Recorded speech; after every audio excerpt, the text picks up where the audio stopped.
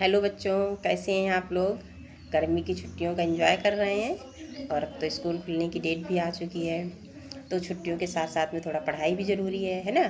तो पिछले ब्लॉग में हमने आपको संज्ञा की परिभाषा और संज्ञा के भेद तथा उन भेदों में से दो भेद, जातिवाचक संज्ञा और व्यक्तिवाचक संज्ञा, इनकी हमने डिफिनीसन आपको बता दी थी। अब आते हैं भाववाचक संज्ञा में।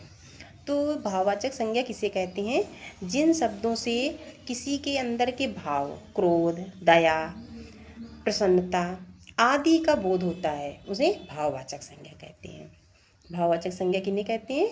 जिन शब्दों से किसी व्यक्ति के, किसी प्राणी के भाव, गुण, दोष, दया, क्रोध आदि शब्दों का, आदि भावों का प्रकट किया जाता है, उन्हें भाववाचक संज्ञा कहते हैं।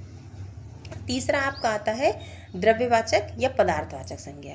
तो जिन शब्दों से पदार्थ का बोध हो, द्रव्य वस्तु का बोध हो, सामान का बोध हो, उन्हें पदार्थवाचक संज्ञा कहते हैं। जैसे आलू हो गए, गुड़ हो गया, चना हो गया, कुछ भी पदार्थ है, सामान है, उन्हें द्रव्यवाचक या पदार्थवाचक संज्ञा कहते हैं। और पांचवा और आखिरी संज्ञा का भेद है आपका समूहवाचक संज्ञा।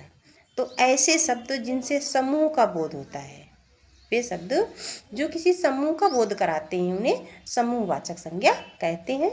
जैसे सेना हो गई, कक्षा हो गई, मेला हो गया, झुंड हो गया आदि। तो इस तरीके से संज्ञा के पांचों भेद क्लियर हो गए बच्चों। संज्ञा किसी व्यक्ति, वस्तु, स्थान या भाव के नाम को संज्ञा कहते हैं।